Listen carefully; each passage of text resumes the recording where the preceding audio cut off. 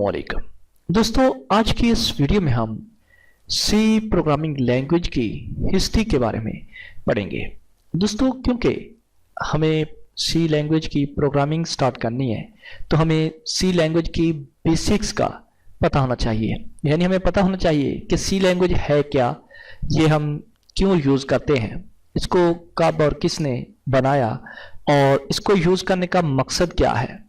अगर हम इसको यूज़ करना चाहें तो इसका ढांचा यानी इसका स्ट्रक्चर क्या है, इसको हम किन मेथड्स के साथ यूज़ कर सकते हैं। आज की इस वीडियो में हम ये सारी चीज़ें डिटेल के साथ पढ़ने वाले हैं। तो दोस्तों चलिए स्टार्ट करते हैं।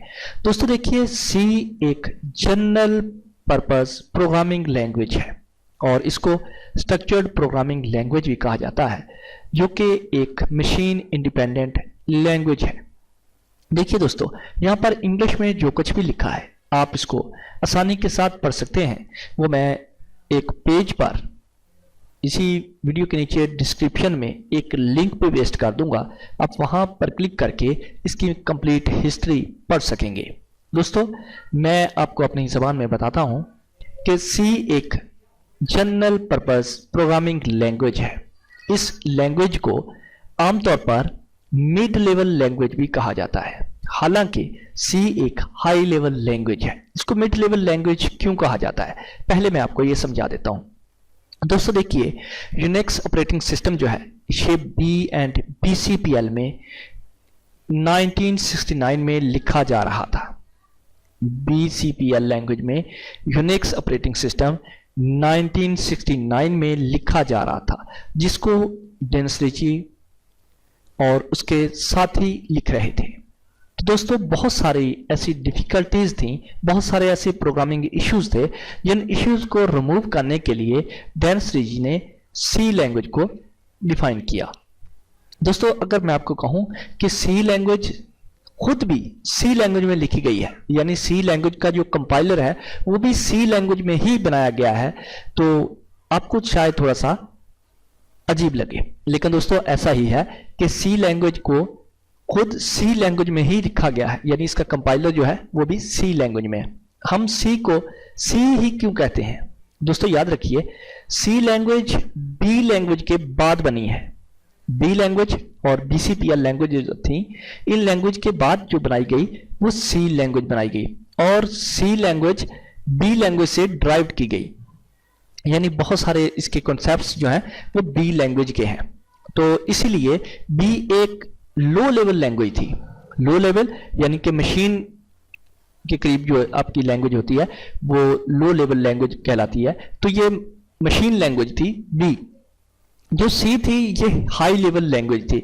अभी क्योंकि बी लैंग्वेज के अंदर सी लैंग्वेज को लिखा गया, यानी बी लैंग्वेज में कुछ पार्ट था जो आप यूं कह लीजिए कि जो बी का स्ट्रक्चर था या बी का जो कुछ पार्ट्स थे वो सी में भी ड्राइव किए गए, इसलिए इसको मिड लेवल लैंग्वेज भी कहा जाता है।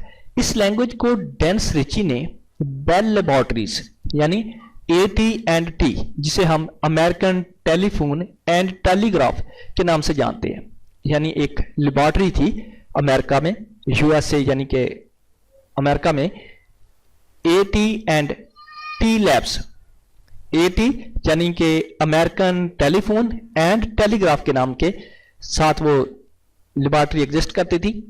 उस लेबोरेटरीज में 1972 में डेनिस रिची ने इस लैंग्वेज को लिखा।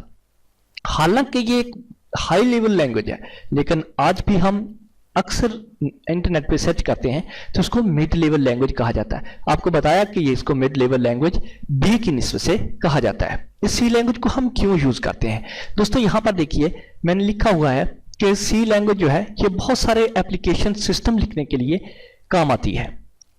बहुत सारे डेस्कटॉप एप्लीकेशंस, बहुत सारे इसमें अडोब्स के जो आपके ज्यादा प्रोडक्ट्स हैं वो भी इसी में आप कह लें कि डेवलप किए गए हैं। बहुत सारे डेटाबेसेस जैसे कि ओरेकल डेटाबेस हो गया, MySQL हो गया, MS SQL सर्वर हो गया एंड पोस्टग्रेस SQL सर्वर जो है ये इसी में लिखे गए। अगर ये कंप्लीट इसमें नहीं लिखे गए तो इनका कुछ ना कुछ हिस्सा सी लैंग्वेज में जरूर लिखा गया है। इसी तरह से आपकी पैथॉन हो गई, पर्ल हो गई, ये लैंग्वेज ऐसी लैंग्वेज है जो कि इंटरप्रेटर या कंपाइलर यूज करती हैं। इनके कंपाइलर या इंटरप्रेटर्स जो हैं वो सी लैंग्वेज में लिखे गए हैं। दोस्तों याद रखिए कि हम सी लैंग्वेज को वन बाय वन करके तमाम इसके ए टू जी तमाम टॉपिक्स कवर करने वाले हैं। आपको तमाम टॉपिक्स और उन तमाम टॉपिक्स के हम जो प्रैक्टिकल्स करेंगे यानी जो प्रोग्राम लिखेंगे वो तमाम के तमाम प्रोग्राम आपको हर वीडियो के नीचे डिस्क्रिप्शन में एक लिंक हुआ करेगा।